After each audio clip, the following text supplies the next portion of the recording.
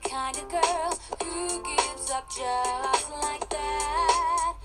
Oh no, the tide is high, but I'm holding on. In today's lesson, we discussed the play in more detail, and we came to a conclusion that Rachel, throughout the whole play, wants to escape Stockport and escape the mentality of the people around her, such as Chris. For instance, when Chris is sat at the bus stop and Rachel's, I just want to leave, and Chris is saying that, no, it's fine, like, it's great, you can just bunk off school. And he has a small mentality, as does most of the people in Stockport. And personally, as I have grown up in Stockport from the age of 9, I went through high school there, I went through 2 years of primary school, and most of the people around me had this small mentality of, I just don't really care what's going on in the world and what I'm carrying on with. Whereas Rachel has this greater philosophical thinking, which is broader, and she has this mindset to want more than what is around her. And growing up in a world where her mum ran away, I think she always has that hope that she can somehow escape like her mum does, and she has this thought that, her mum managed to escape and she's just left there to live and die and rot in Stockport. And she sees everyone around her surrounded, and for instance, her dad just stays in Stockport, Chris wants to stay in Stockport, everyone around her stays, no one really leaves. And it's the idea of having this small environment around her where there's everything, but then there's no opportunity and no broader thinking and no broader knowledge, whereas she's a philosophical person who has this mindset to think in a greater fashion or a greater detail. For instance, when she asks Danny about his star sign, and further on in the play when she starts questioning Danny on what he thinks love is, and it shows that her as a character has this mentality to want more and not want to live the life that everyone around her is living. But she's stuck, and throughout the whole play she gets these chances, but then she doesn't, and then she gets dragged back to Stockport. For instance, when she moves to York, she has this little chance where she's got this glimpse of escape, but then something still drags her back, and every time she has the idea to leave, it fails and she gets dragged back to it. And that must have such a mental strain on a person, because it's like all your hopes and dreams, you get these little glimpses of it and then crash and everything's gone. So I think with Rachel, it's interesting to look at the character and see that she's constantly being let down, but she's got this greater mentality and she's actually really smart when it comes down to it. Kerry then split us into 2 groups, and we did a small play each, which would be, say, The Idiot's Guide to Stanislavski. When doing this, we explored the given circumstance, which is the fact of the play, something that cannot be changed. The magic if, thinking if I was in the position of the character, what I would do and what I would think and what I would say. Also emotion memory, so that would be taking memories that we have of emotional states, for instance, sadness or happiness or being scared, and putting them into our characters so we are able to then act those emotions. When doing this, I realised that we missed quite a few things. For instance, units and objections, super objectives, the through line of action, the communication and the circles of attention, which shows that I do need to do a lot more research on Stanislavski and Strasbourg and its methods and the way that they achieve naturalism in their performances and their plays and their teachings.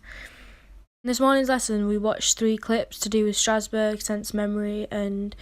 the sensitivity of the actor. Through these clips, it showed me that you need to feel yourself and feel the actions of what you're doing to be able to then act them naturally. For instance, if you are drinking a cup of orange juice, you need to feel that going down your throat into your body. And as an actor, I also think that you need to be able to be vulnerable and be sensitive to the characters and to yourself. And to be able to play a character, I think it's really important to know yourself first, and to be able to be comfortable in your own skin, to then be comfortable in a character's skin. In the following lesson, we explored a conflict, for instance, a boyfriend cheating on a friend and having to then tell them, and the conflict of how that would be. And with each performance that I watched and with my own performance, I realised that it all looks staged and acted and over-exaggerated, And it's a lot harder to go to the naturalism and to act natural and to make it look natural. So it makes you realise that less is more in situations like that. So when you think you need to overact something, in fact, you just need to underact it and act a lot more natural as you would in real life to then achieve that naturalistic look that Strasbourg is aiming for. I can be your hero, baby. In today's lesson, we did a class read through throughout the whole of the play, scene by scene. In the first scene, we're introduced to Rachel, her mum, and her brother, and throughout the scene, we notice that Rachel's quite a smart girl for her age. She's able to figure out what's going on around her and what her mum's even thinking. There's one point where she says to her mum that she knows exactly what she's thinking and describes about whether she knows that she wants to leave her dad and how she's thinking about leaving them and how old Billy is and just stuff that she's noticed that her mum's thinking. And it shows that Rachel's quite a smart character for her age and she knows what's going on. And she shows also her philosophical thinking when she does have the talk with her mum, and it shows how smart she actually is. In the second scene, we see that Rachel has now taken a motherly figure over Billy as her mother has left, and she tries to get him to do homework, and she's taken that responsibility of having the motherly figure. And it also shows that her father doesn't really care that much about what happens with them two, or what happens is he lets Billy nick the Fanta, whereas Rachel was like, no, don't nick the Fanta, because she has this motherly figure of trying to protect Billy and not have him in trouble. Also, we see that Rachel's granddad dies, which is one person that she shows in this scene that is important to her, and then he dies. This is the second death that she's encountered in the whole play that we've seen, as she talks about the girl dying at the start, and then she talks about her granddad dying now. So this is now a second person that has died, and she's only 13. We also see throughout the scene the neglect that the children have received, as the dad just has neglected them to kind of grow up on their own. And it also shows how knowledgeable the children are to the world around them and say drugs. For instance, Billy, being only 8 years old, knows what drugs are and what the word stoned means, and it shows that he also swears, which for a child of that age, it shows how they've grown up and how accepted their behaviour is by everyone around them, even if it is bad. In the third scene, we see how Rachel's thinking is still the same, and she still has a philosophical thinking, and she's got a greater thinking of wanting to leave Stockport and how she wants to escape the reality of everyone around her. And it shows the mentality of the people around her when she has the conversation with Chris. It's then interrupted by Billy and his friends after Billy's robbed a shop, and it shows how the neglect of her mother and how her father's neglect for the children has made Billy the person that he is, and that he is one of the troubled kids and he gets about stealing shops, and how Rachel doesn't agree with that fully, and how this has affected him as a child and his mentality and how he acts and how he behaves. In the next scene, we see Rachel more of a bad character as to when she snaps at her grandma, but this also is shown that it's due to the neglect and due to the fact that she's always trying to escape, and then she gets this tiny glimpse of being able to escape because she's been given the chance to move out, and then her grandma doesn't agree and comply with that, and I think her as a character just snaps because she wants this escape, but she can't get it because no one's allowing her to, and she just wants to run away from the whole life and mentality around her, and she's got this small chance to get somewhat of a freedom, and then it all just goes tearing down to her and it snaps. And her mentality must be really bad to have gone through neglect and abandonment and just the life that she's been put through, and then she snaps.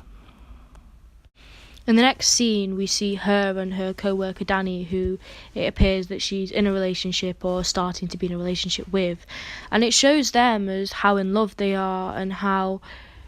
not even necessarily love, but how they're starting to like each other, and how she's wanting to know more about him and how he is and his mentality and even his star sign. She's wanting to know more about him and find out about him and explore him as a person. And it's shown just as an innocent relationship. But we also see that Rachel has got this flat that she wanted to get, so it makes you wonder whether she stole the money off her grandma or whether she really did save up as she does tell Danny. In the next scene, we see her in an abusive relationship with her husband, and this resembles the relationship she imagined her mother and father to have. And it shows a lot about her as a character, but it also shows a lot about the mentality of people, because it's shown a lot that daughters are more likely to go and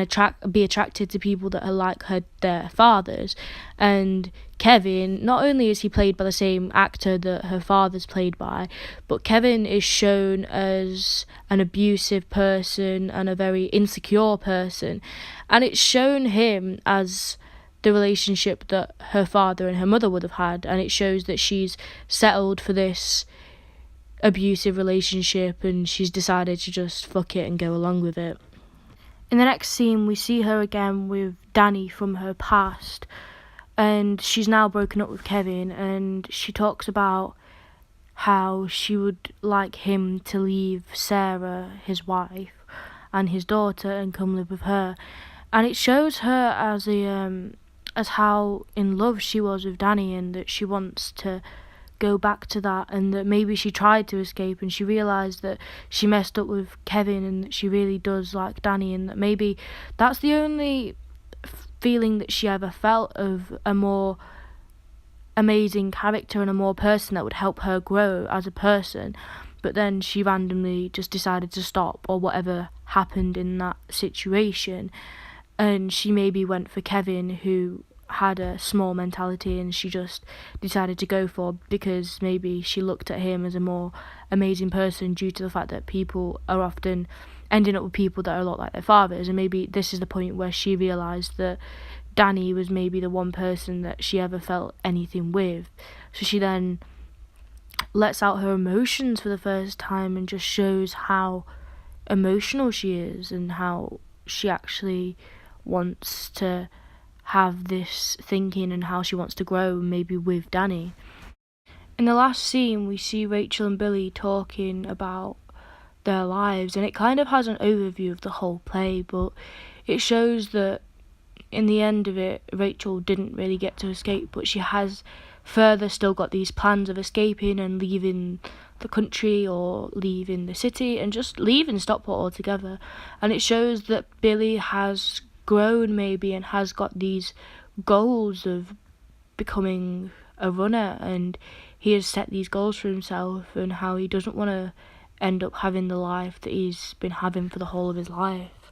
And it just shows the innocent connection between her and her brother and how important their relationship actually is throughout the play. In today's lesson, I paired up with Madison and we have decided to do scene 7 from the play, as we think that this is a key part of the play, as it shows the relationship between her and Danny, and it just shows how her mentality is and how she has this greater thinking. Also, because we're working with Paola, we think that her and Madison can perform the scene just as well as me and Madison can. If it was just me and Madison, though, I would have preferred to do scene 5, as I think it's more my playing age, and it's also more a character. The moment she's at, I think I can relate a lot more to her character, as it's more close to my age. And in today's lesson, we went through the scenes and performed them to Kerry. After this, she said that we were holding back to our characters and how well we know each other and how well we know the connection. And I think a lot of this has to come with not knowing the lines, not being able to create that connection, but a lot of it has to do with not being able to let go of yourself and your own mentality.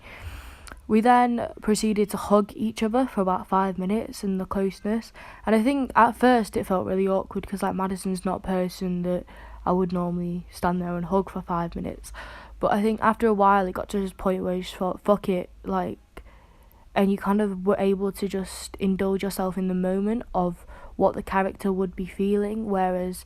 ignoring what your own mind is telling you about the situation. today we were having a discussion within the group of how we were looking at Stockport as to how it was portrayed, and we all did we wrote down statements on what we thought Stockport was like and what we looked at it like and how we presume Stockport is, and how, well, not even presume, but how we know Stockport is because we live in the surrounding area. And as a person that knows Stockport and has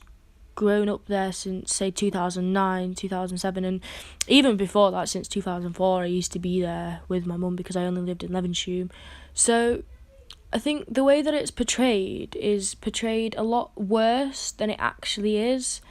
for the main bit of it and how people presume it is. But then when you look at, say, Lanky Hill Flats and the way that is, then it is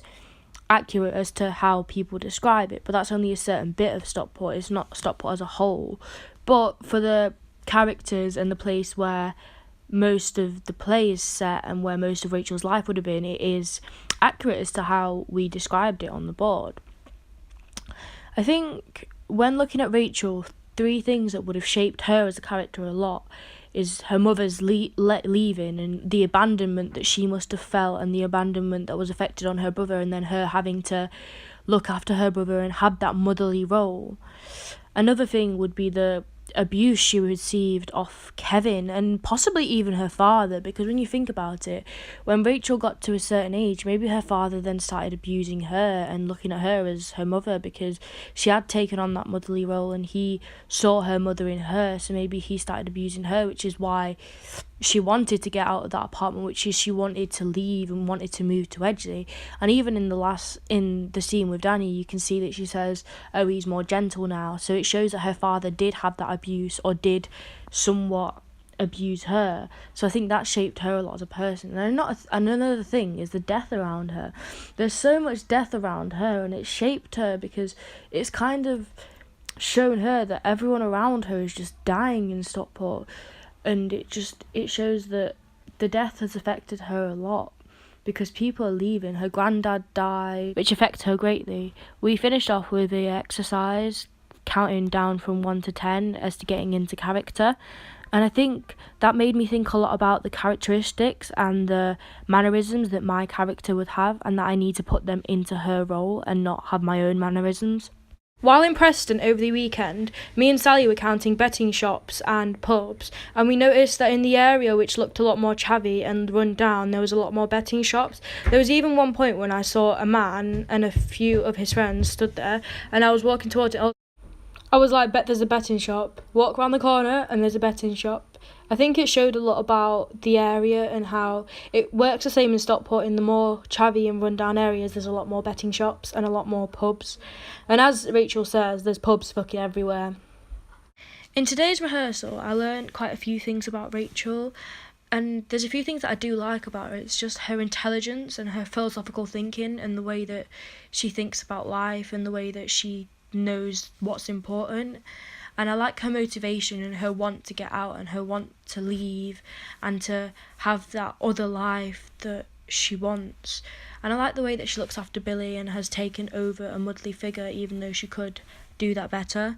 What I don't so much like about Rachel is the fact that she went for Kevin, and even though she knew that was wrong and she knew that that's not what she should be doing, she just thought, oh, it's convenient, and went for him. And the fact that she just threw away the chance that she did have with Danny. And I also don't like the way that she puts across her feelings to Danny in my scene, as I think it's a very malicious way and it's very manipulative, and she's trying to get at him and she's trying to convince him that he's in love with her when in fact Danny's happy in his family and he loves his daughter and he loves his situation, yet she's trying to convince him otherwise and trying to convince him to be with her because her life's not gone perfectly like she wanted it to go. I think today when rehearsing I thought a lot more about the fact that she is being malicious and that she is trying to manipulate him into going with her when in fact he's having an alright life. And I think it makes you think of Rachel as more of a not nice person when it comes to it, because throughout the play we've seen her as this innocent child who's been growing up and has been through this abuse and stuff like that, but you can see that she's not that necessarily of a nice person, and it shows through this scene. But then at the same time you need to remember that she's been going through a lot of stuff in her childhood which has shaped her to be like that and have these ways, but it shows her as a very manipulative person and not even nice in a way. And I think it's made me think of her as a different character, and her aim throughout the whole scene has changed for me, whereas I saw it all the way through that she just randomly lashed out and it went into her head. But maybe now I can see that throughout the whole scene she's actually trying to egg on the point where Danny and her can then have this conversation, so she can try and manipulate him into going with her and into having these thoughts and thinking, oh shit, maybe I am in love with her, maybe it was convenient that I married Sarah. Me and Madison took a trip to the Elizabethan over the weekend, and we explored Stockport, and I showed him Lanky Hill Flats, and we just explored what it would be mostly just to walk around and be in Stockport in that time. Well, not that time, but to be in Stockport and how it would have looked. We even went into Lanky Hill Flats and walked around and saw the atmosphere, and there was one point where you could smell cigarette smoke just around the floor, and it just showed a lot of how people just don't care about where they live and around them. And you could see that anyone we walked past didn't look very happy. They just had this down face, as if they were just going along life doing whatever they had to do. And stood at the Elizabethan, it was a different atmosphere to the rest of Stockport because it is quite a more uptight and more posh pub. But when doing the performance at the Elizabethan, it felt a lot more real and it felt a lot more in the atmosphere, as we just felt the vibes of it, and it felt very natural and very good in a sense. In today's lesson, I explored the fact that I have a mannerism to hop from foot to foot, like when I'm standing, and I think that's a mannerism that Rachel wouldn't have, and I need to be able to exit that out because that's my mannerism and it's not a mannerism that my character has, and I need to be able to focus on getting rid of that so I can then focus on my character and what mannerisms she may have and add something that she may be doing to be a lot less me and be a lot more Rachel. I think when counting down from 1 to 10, when we walk around the room sometimes when we do that exercise, I think I find it hard to see what the difference is, but part of me also has the difference because I think when Rachel's walking, she'd walk a lot more higher up and a lot more up because she's trying and she's motivated and she's very motivated to be walking upright and to be walking straight and up and be different to the rest of Stockport, which would be slouched down and moody, whereas she's got this motivation to succeed and to get out and to be doing what she needs to be doing. Today, in Kerry's lesson, she put us on the floor and tried to talk us through this, us going through, say, being the age of 5 at Christmas, but I struggled to do this as I just felt as though when I closed my eyes and just lay on the floor for a bit, I kind of just shut off and I couldn't focus. I kind of just shut down and just completely blanked out for the whole period of that. But after the lesson, I got Sally to tell me what the actual thoughts were.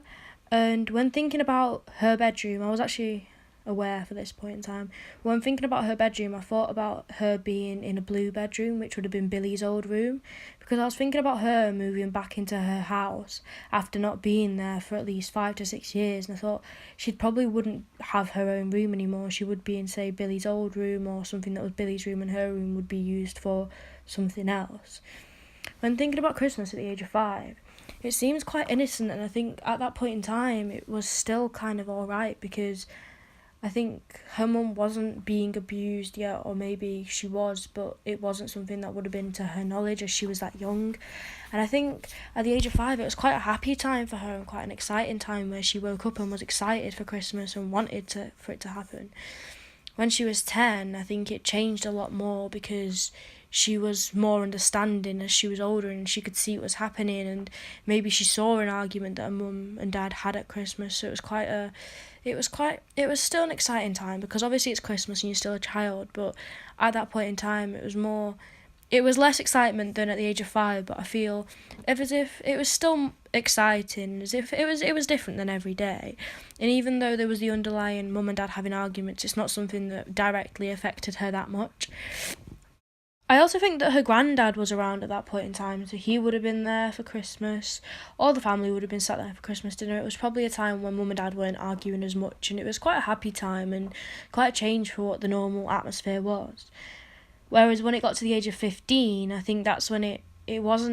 didn't feel as different as it would, because granddad was gone, and I'm assuming that grandma wouldn't have come for Christmas dinner without granddad, as there wasn't really much point, and she would also be having that sadness, and she was getting old. And I think with mum gone, Billy doing what knows on the streets, dad doesn't really care that much. I don't think Christmas would have been that good of a time, and it would have been something that was just more or less everyday norm, maybe a small takeaway Christmas dinner or something like that, but it wouldn't have been something that was that happy of a time. When thinking about a place that I hate, I would have thought about the hospital, because I think that's the place that she lost the one person that mattered most to her. And when thinking about an object that she would have had, I would have thought that she would have had a bracelet that granddad would have given her, maybe when she was a lot younger, maybe at the age of around 7, 8, at a time when maybe she wasn't fully aware of what was going on. So it was a time that brings her back to being that happy state, and being in the happy state when mum and dad didn't seem like they were arguing, it didn't seem as bad. And also it's her granddad, which she'd have a tie to. So I think that would have been the object. And obviously when coming out with a person that she hates, I think it would either have to be her dad or Kevin, but as the character is played by the same person, I imagined it as being what I picture Kevin to look like. So I think that would have been the person that would have taken the object away from her. And when in a place that she loves, I think that she would have been... I also think that her happy place would have been York. I think that that's a place that she was happy for a time being, because it was a place that was escape, and it was out of Stockport, but obviously something grabbed her and pulled her back to Stockport, and she had to leave. And I think that made me also think about why she came back from York when thinking about this. And I think that it's probably a fact of maybe when she was in York, even though she was away from everyone and she was away from Stockport and she was happy for the time being, I think it got to a point where she ran out of money and she couldn't sustain her lifestyle in York, because York, it's a lot dearer to work in York, to live in York. And I think it got to a point where she couldn't afford to live in York anymore, which is why she was dragged back to Stockport, and she had to go back to Stockport. Which also made me think that when she had the argument in the pub with someone, or whatever the situation was before she stood outside with Danny, I think that was a lot to do with people slating her for coming back to Stockport. And it was, say, a pub discussion being like, you had to run back to Stockport, couldn't stay there, couldn't stay in York, had to run back, you've always wanted to leave, you had to run back. Because I think that would get her really, really angry, would get her to the point where she would be storming out of that pub. Today, me and Madison did an improvised scene where we imagined to be Rachel and Danny, say the first night after they woke up in each other's bed, like in Rachel's bed. And while doing this scene, it felt really natural and really intimate and really connected, and it felt as though the connection was there. And even anyone around us was saying that it felt a lot more real, and it felt a lot more natural, as if it was actually naturalistic, whereas the scene seems a lot more awkward, and it gave us a connection. I think whilst doing it, it felt a lot more real as well, and it felt like proper morning talk that you just have with the person. And obviously whilst doing the improvisation, it linked back to the talk about the death, which is something that Rachel experienced in her life, and it's something that linked back to the whole play as well. And I think it just felt really good to be in the character improvising a scene and to think what actually would have happened and how they would have felt. In this week of rehearsals, I think me and Madison have developed our characters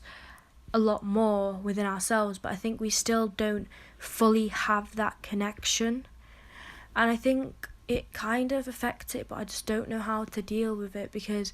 we've tried going places, like we've been to places together, we've told each other things, and it just still doesn't feel properly connected. And I don't know whether that's affected at all by my sexuality and just not feeling that connection with boys. But I think I need to be able to get past that and feel more my character and be able to feel